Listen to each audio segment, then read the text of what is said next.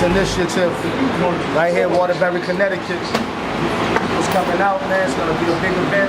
Definitely, if you're from the town or surrounding areas of Connecticut, make sure you come out and support this event. It's one you don't want to miss because we have a lot of problems, but our problems equally deserve solutions. I don't even say revolutionary no more like that. I'm gonna start saying resolutionary until we get things accomplished, on a unified level. You know what I'm saying? It's time we gotta step it up, even our terminology, resolutionary. You know what I'm saying? Because Facts Initiatives, we're gonna bring some resolution orientation to open the floor to unify with other people that do have it.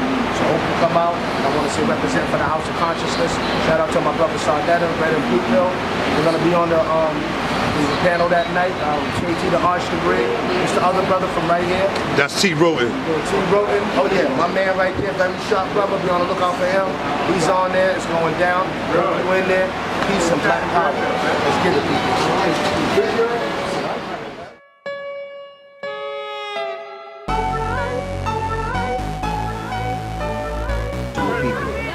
So as far as sovereignty, man, I think the first form of sovereignty, outside of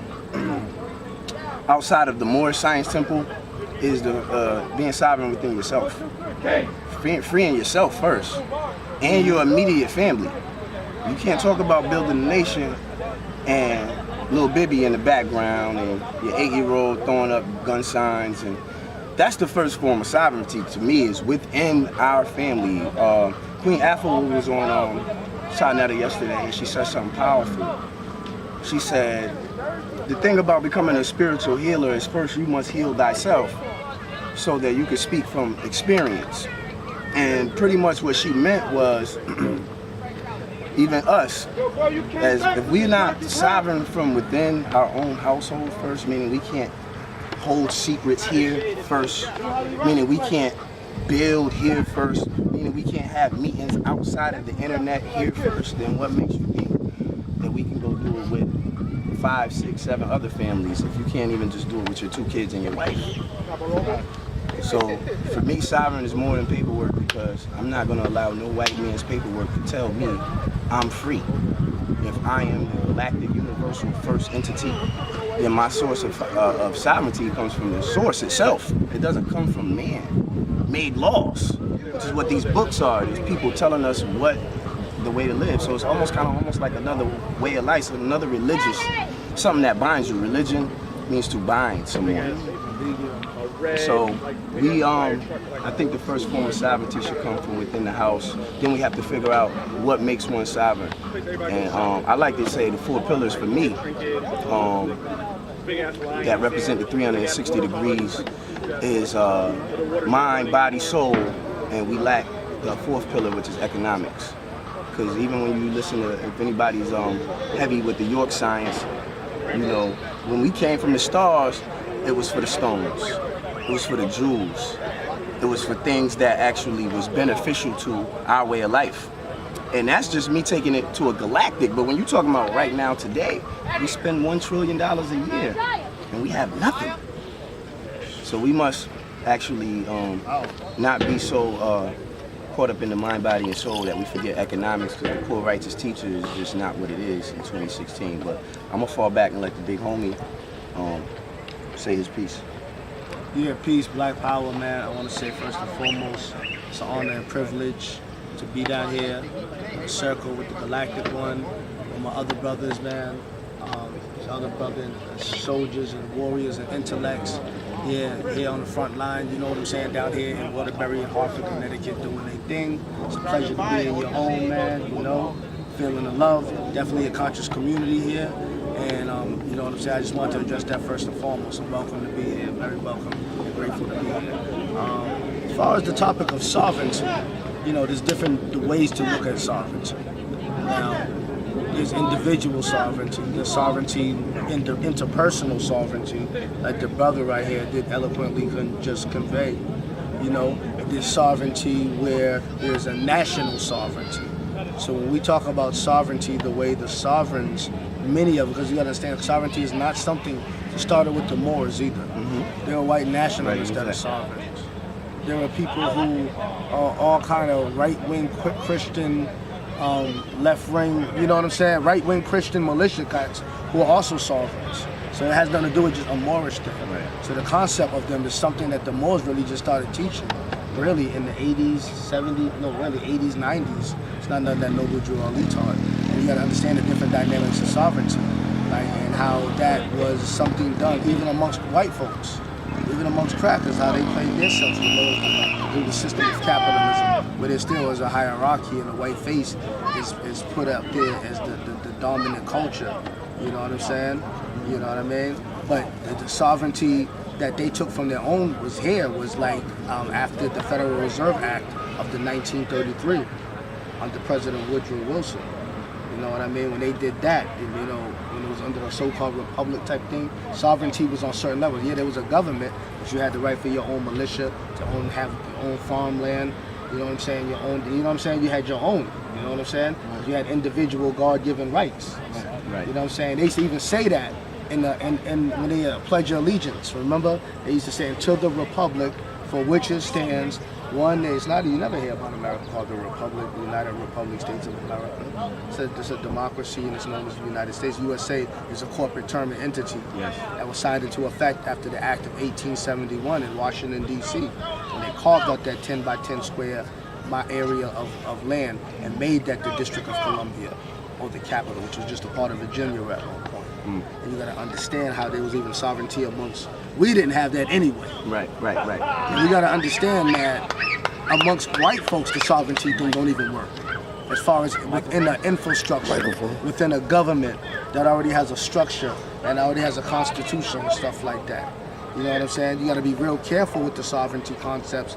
I believe to some capacity and extent, you could use sovereignty for certain things. But as far as you understand, or your understanding is that it is going to be something that is a major tool in liberating us from under white supremacy.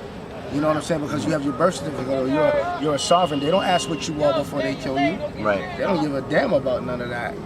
You know what I'm saying? And I know that a lot of people become delusional, and it is kind of like the psychosis of spiritual, of religious hypnosis that I say that people have, like what you was conveyed, it almost becomes religious occultic. Right. The misinformation that some people have about what sovereignty is, what it isn't, how it applies, how far you can go with it. Can you build a nation off of it? How will you maintain it? What about your military? How do you keep that as a sovereign? How do you sovereign and protect your borders when you have that nation and you're building autonomy? These are things we got to discuss. See, therefore, there's an idea of sovereignty, but the people who are talking about sovereignty the most in these organizations, I don't see sovereignty as a manifestable reality, meaning I don't see any institutions or any kind of real blueprint. I don't see or that is really significant that is out. That, okay, we can't be within the system, we have to be in the system and have our own system within it. But there's supposed to be laws, a lot of them that say because I have sovereignty because I'm my own land. I've met people that say I'm from a certain tribe, you know what I'm saying, in Delaware. So therefore, I have sovereignty. You don't have sovereignty. Not if you have to get your rights declared from outside of your national origin or your leadership or people that reflect you, your culture. You know what I'm saying? Your genetic reference. You know what I'm saying? That's not, you know what I'm saying? So that's not real sovereignty by proxy of the fact that it's being allocated to you by somebody else. You know what I'm saying? Who in fact went and took over nations of their ancestors who already had sovereignty. Who this was already their land. Right. Because they came and conquered. And under the discovery and conquest laws, and the papal bull laws, you know what I'm saying? So from the 1400s, you can read how that was their agenda. So they don't really respect anybody's sovereignty. And then or the perception of sovereignty that you think you might be talking about having in the paradigm of a super military complex corporate entity called the United States of America, you gotta be very careful. You got to be thorough in what you're doing, and you got to understand what sovereignty is, what it isn't, how it can work on different levels. You know what I'm saying? As a group, as a movement, organization, even as a tribe or something like that. You know what I mean? But as a nation, trying to build autonomy, and blacks, you know what I'm saying? I'm not going to all collectively agree with the sovereignty thing. We already know that. The reason why I asked this is because of, in light of the sister being killed, it was somewhat of a different type of murder, so to speak. because she claimed sovereignty and she talked about some of these things. So it was different than saying, you know, the police run down on somebody who was on the corner and looked like they had a gun, or, you know what I mean, he looked suspicious, you know what I mean? If anything, people said that she was more irate and she, you know, she sounded like she was talking crazy. So that's why I really wanted to touch on sovereignty, because, you know, you see that now in the conscious community where a lot of people are searching for sovereignty. Like, this is the way out. Like, long as we become sovereign, we good. Like, and then you start to hear about the stories about people getting scammed, you know what I'm saying, by our own people. So that's why I wanted to touch on that and just see what some of the galactic ones had to say as far as sovereignty, you know what I mean? My next question is really all about real time, especially dealing with the Facts Initiative, you know what I mean? And what the Facts Initiative is representing it, and what we're going to bring to the table right now in 2016, and what we plan to do individually and as a collective. I want to say this just brief, you know, we're dealing with facts. You know, the name itself, facts, dealing with absoluteness, something that is valid, you know what I'm saying, that is confirmed facts. But it's initiative, because we deal with facts via the knowledge that we get, you know what I'm saying, that we enlighten ourselves with, that we enhance our understanding of ourselves, our kind, the world we live in. You know what I'm saying? Those are facts, that's knowledge. You know what I'm saying? But the initiative behind it is becoming proactive with it. A lot of people have different talents. A lot of people have different things to bring to the table. You know what I'm saying? For instance, my brother's an artist. He's multifaceted, actually. That's just one of his gifts. And a lot of other brothers have things to bring to the table. You know what I'm saying? Some people just know about agriculture. They talk about land. We don't even know how to grow a garden on a basic level for a lot of us. You know what I'm saying? When we talk about Facts Initiatives, it's food, arts, clothing, transportation, you know what I'm saying, shelter, survival, you know. So basically it's covering the importance of why that's important and why it's so critical in this time, because we have all the tools for that as a people. What we don't have is a sense of nationhood. If you look at it, there's more black millionaires, billionaires than ever. Right. There's more black graduates. You know what I'm saying? Besides all the negative portrayal of us that's predominantly portrayed about us in the Zionist own, you know what I'm saying, news media. You know what I'm saying? A lot more people are graduating from college. A lot, the success rate is growing. You know what I'm saying? But it doesn't reflect in us as a nation. Where our spending power is going up by the year. It was 800 billion according to the World Bank Atlas. It's up in the trillions now. Right. You see what I'm saying? Right. But we don't have, like, we look at, in contrast to that, in the 1800s, we had more, I'm talking about up and operating, black owned, independently black owned and operated colleges and universities, institutions. We produce more inventors, more freedom fighters and liberators, you know what I'm saying? And stuff like that, without just, now we have a lot more knowledge, Right. and things like that, but it seems like we have more of a zeal and an understanding of nationhood. And at the end of the day, that's why I can understand why Garvey said one aim, one goal, one destiny. Because it has to be nationhood first, race first, and it has to be, you know what I'm saying, ideology second. We got to talk about race, and then we got to go from strategy. A Facts Initiative is us attempting to bring different dynamics of what those strategies are, what they might look like, how they are to be, because you got to plant the seed first. We can't go there and then the next day we got a liberation plan. Everybody's on the same page. We got, you know what I'm saying? It's a process. But every journey starts with a first step. You know what I'm saying? So coming out here to Waterbury, Connecticut with my brother, who's been doing it, my brothers who's been doing that, feeding the people with information, bringing the people together. That's something we need to start doing to promote unity. There's a lot of people that are talented in our community. We are not at a shortage of lack of talented, articulate, creative people. What we do lack is a sense of nationhood, nationalism. We have become cosmopolitan because through integration in the capitalist regime, we have become forced to become individualistic. You know what I'm saying? Because we have become materialistic, which makes you anti-nationalistic. You know what I'm saying? And that's why that dynamic played out. That's why we produce more banks, schools, hospitals, inventors then, but after integration and different social orders, redlining as well, the Homestead Act as well. You know what I'm saying? When it was under the Plessy and Ferguson Act of 1800s, you know, separate but equal. But this is after the Emancipation Proclamation and all that. You know, it was a government sanctioned, you know, it was sanctioned by the government that blacks were separate but equal, basically. So, you know, they was equal to be themselves, have their own schools, be independent, have autonomy. sovereignty. It was a level of sovereignty that they had in there. Not really, because they were subject to terror, didn't have an army to defend them. But you know what I'm saying? Mm-hmm. But after integration, when we became individualized, we became absorbed into the dominant. We became cosmopolitan. We didn't even have, everybody wasn't just saying we're black nationalists with the fist pumping up back then, but there was a sense of community. And every community is what collectively makes up a nation. See, the community is where it starts and is damaged. It's because the household is damaged. Facts. It's because it was by design. And we got to kind of evaluate, okay, and analyze the dynamics of the anatomy of that sickness, what causes it. And then what is the antidote or the antidotes? What are the initiatives? You know what I'm saying? That we intercept with, that we interject with, that we plant seeds with. You know what I'm saying? Dig it. Inspire us and call. Because I said, when we do this, I'm going to be bringing forth things. The pills are going to be bringing forth theirs. I know my brother's going to talk about health, KT, the arts degree, amongst a lot of their brothers. Vast, he goes on a lot of different topic matters. But we're going to definitely bring it to the table. But that, like I said, is a door opener. Because when it's the facts initiatives, I pluralize it. You know what I'm saying? I see us doing this is basically just laying the foundation. And from there, that's when the building begins. Right. And I believe a lot of tools are here. I believe you're a tool. You bring a lot to build it. You brothers being here right now. Y'all are soldiers on deck. Our people are in a crisis, man. And this is real. See, I do this. I don't do this just for YouTube views. I don't do this just for the sensationalism or the little small-time popularity that comes with it. Because I've been doing this long before YouTube existed. And if YouTube and they cut it off now, ban me from it, I'll still be talking the same thing until the day I die.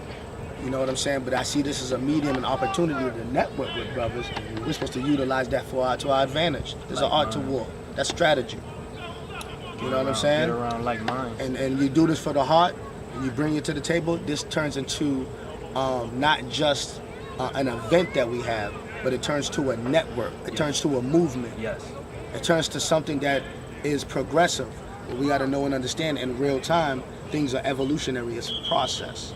A lot of our people have this instant revolution. Just add water or just add libation type of kind of outlook. Like, you know what I'm saying? It was a process to get us like this. It's going to be a process to get up. But a lot of big changes can happen when we start to do things on a local level. You know what I'm saying? Just affecting us with politics, economics, community level. Because remember, communities is what builds up nations. Right. We can't think we got the whole big national perspective for everybody because we're too different. Through class, through complexion, through religion, through political affiliation, through gangs. Shit. Our people are divided along lots of lines. Facts. Sectarianism is just crazy. So, you know what I mean? There has to be a common thread. And that common thread has to be facts that we use with initiatives to it. That basically, because you know what the whole purpose of knowledge is this. I think saying black power and having a knowledge and, you know what I'm saying, trying to be a person that's a freedom fighter, a liberator, start with the minds of our people. This knowledge is an attempt to compensate for our damaged condition and material reality. So with the knowledge, it's supposed to be some proactivity. Because the knowledge is powerful enough. A lot of us, we get stuck, and it's not that we can't do it, because there has to be a unified effort. You'll burn out trying to wake up our people and trying to do it. There has to be a collective unity where there's an umbrella, maybe of people that do different things, that bring to the table, that is an aid to the community, as a service to the community, or that can pool resources. You know what I'm saying? Sometimes you're meeting other people that got business or organizations or operations going on, you're connecting them. The Facts Initiative, I foresee that happening. You know what I'm saying? People exchanging numbers, people staying in contact, people that are serious. You know what I'm saying? And really bringing this information out here on another level, on a community level, because that's where it starts. So real starvancy starts within, real revolution starts within, but then it spreads abroad. You know, and everything is a process. You know, and within that process, you got to be developing and preparing yourself for the next stage. So, you know, that's why I'm always studying. And the more I research, brothers, the more it humbles me. Because I'm like, you know what, at the end of the day, I can go in about the Moorish history, what sovereignty isn't. Oh, my knowledge is vast on that. Trust me. I've been studying this all my life. I came into it with theology first, before I was into black power and the political dynamic. So I'm swift with the scripture, all that kind of stuff. But you know what I mean? I just had to evolve and just look at things from a different perspective like this. we're never all gonna come together under no one religious, one political, one socio-economic outlook. You know what I'm saying? So I'm like, we're gonna be different. We're all gonna have different religious viewpoints. You know what I'm saying? For far too long, those have been things that divide us. But when you have a nationalistic perspective like Garvey did, here it is that he had a person like Deuce Muhammad that was in the UNIA. And he had to kind of move him to the sides, the sources say, from my research. You know what I'm saying? Because he was trying to teach that sovereignty stuff. And he said, no, we need Pan-Africanism. Because see, with Pan-African, that transcends the paradigm of the perspective of what legally that means here. Under an infrastructure that's given you, that's under the crown of England, giving you the status of a sovereign. See, when you say Pan-African, you're building an international movement, and you have trade, and you have people that you can be dealing with there that's standing on billions of dollars of gold, oil, diamond, and land. That is the breadbasket of the planet to all other nations that practice nationalism first. Even though they can integrate and have some tokens in society, they got enough cultural continuity, enough real sovereignty amongst them, a flag, a sense of their kids know who to be able to maintain their cultural continuity. We can't afford to be doing that. We can't afford no more tokens and people talking about false sovereignty and things that ain't working. Because them FEMA camps is ready, the war's on, it's been declared, they're just on their turn up, and you haven't seen nothing. This is setting the stage for more things to come. You know what I'm saying? And proper preparation prevents poor performance. The 5 P's, like the Gods and Earth teacher, is real. It's not gonna be just a flashy sounding, tongue twisting slogan. 5 P's. Proper preparation prevents poor performance. Or proper preparation prevents pitiful predicaments. I just add a spin on it. You know what I'm saying? Because everything's preparation. We gotta turn preparation into an art. We gotta turn expectation management into an art itself. That way you don't get overwhelmed or don't give up on the mission because things aren't coagulating and manifesting the way that you figured it should.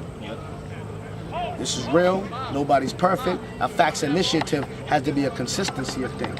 Brother SANKOFA and the pills are not gonna come there with the answer that day. We're gonna come there with things to add to why the problem persists on my end, and different steps we can take as a collective, which would transfers into politics, economics, along lines. That's not the salvation for us, but not having none of that to build the institutions to start on a regular community level, how are we gonna talk about nationhood?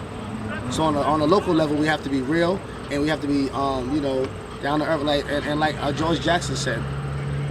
You know, a lot of people, they support the idea of the Black Power movements, but they don't want to join because they always talk about progress, but their people see no progress, but they love the idea. You know what I'm saying? The nostalgia of the beret with the fist and the leather coat sometimes, not even just that, or the dashiki, or just the brother who's dressed like a regular street, just dropping the jewels. Some people like that, but that stops there. A lot of people, because they don't really see any real progress. And there was attempts made, but you see what the U.S. government did. That's why I tell you people, you don't even always have to be in a group or organization. Sometimes have the knowledge and be a good person in the community that you represent. Teach your kids, so they're going out into society, into the community, which is the movement, the people.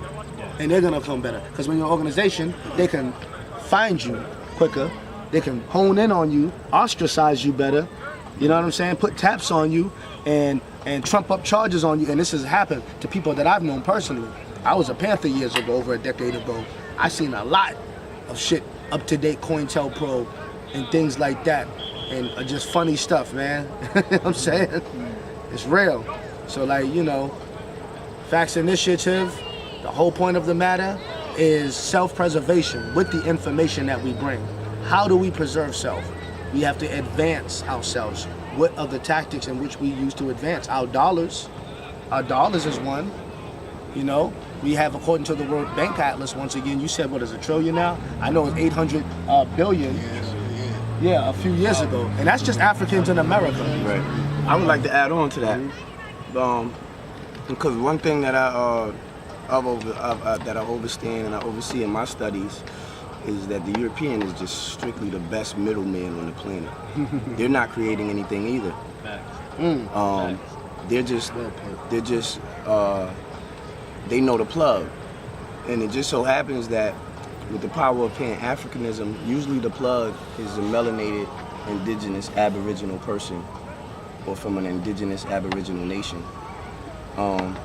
So I think getting back to Pan-Africanism is a way for us to actually get involved and get our hands into the same thing that, you know, the Europeans have been doing for the last 500 years, and which will empower us, but also it gives us a sense of brotherhood and sisterhood to the point where, for example, there would be no cell phones if it wasn't for Africa. There's a certain part of Africa, there's a certain metal that they use that you need this metal for the cell phone to function.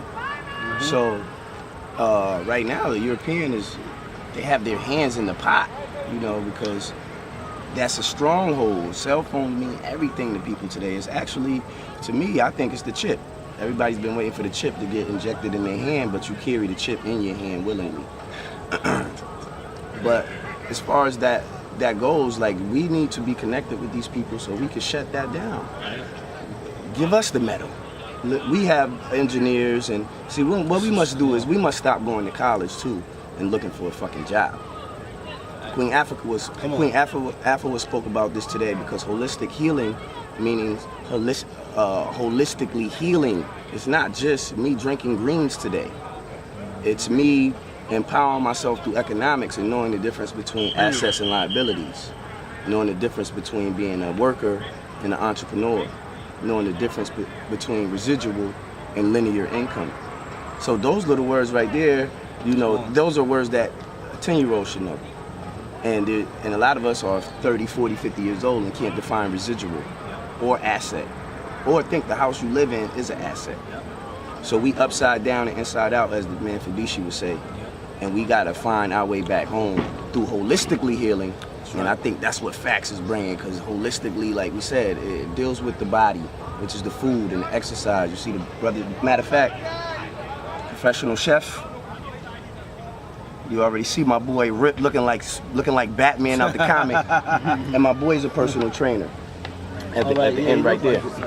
So that's us healing the body. We have the elements right here. When we come together, right now, he can show you how to whip up the alkaline foods. Bro can show you how to get the calisthenics. He can show you how to get your stamina up. Bro can put it in a verse, and I can market it.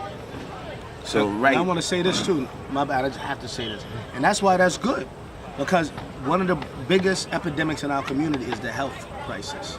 Type 2 diabetes with an average black kid. I mean, prostate cancer, breast cancer, obesity, AIDS in the black woman. So healing the physical health, because we can't have a movement if we're sick.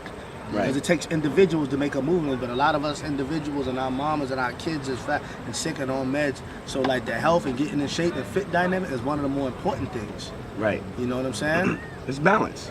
We have to have that. Without, you can have all the money in the world, but if you only live to be 42, there's people that get rich at 40 and live to 80. It's true. One. Oh, it's a real good point. So what I'm saying is, you know, we have to, we just got to keep elevating, keep building, keep getting with like minds, because like the brother said, we can't save everybody. And a lot of times when you look into the mathematics, because I do believe in numerology, I know for a fact it's one of the many languages of the universal law, and it may be the essence of creation.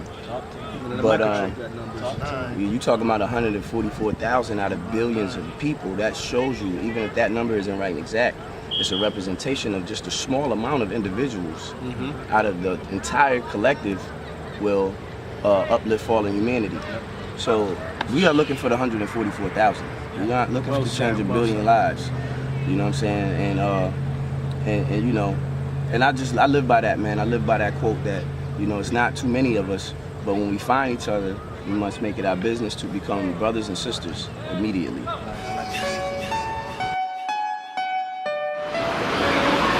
It's really like, when I realized that I had to make those changes for myself, was when I realized that's what's gonna actually change any situation that I'm in. Because it's now, it's the way that I'm gonna approach it. My perception is different.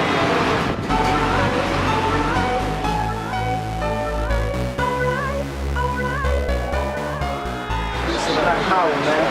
I'm here in the heart of the city, waterbury. Hood, man, with the people. You know, we want to bring the purpose to the people that reflect what the message is supposed to be resonating with. So, you know, when it comes to the community, Waterbury, the community is heavy out here. Morella Jamaicans, they're deep. You know what I'm saying? The vibe is strong, it's live out here. People are here, and you see this is fertile ground for the message. Fertile ground for resolution to seed, resolution that seeds to be planted. You know what I'm saying? So, hope y'all come out in the field again, really show me mad love. That's how you keep it real. You gotta be out in amongst the people. It's okay all day, baby. Word. Black Power.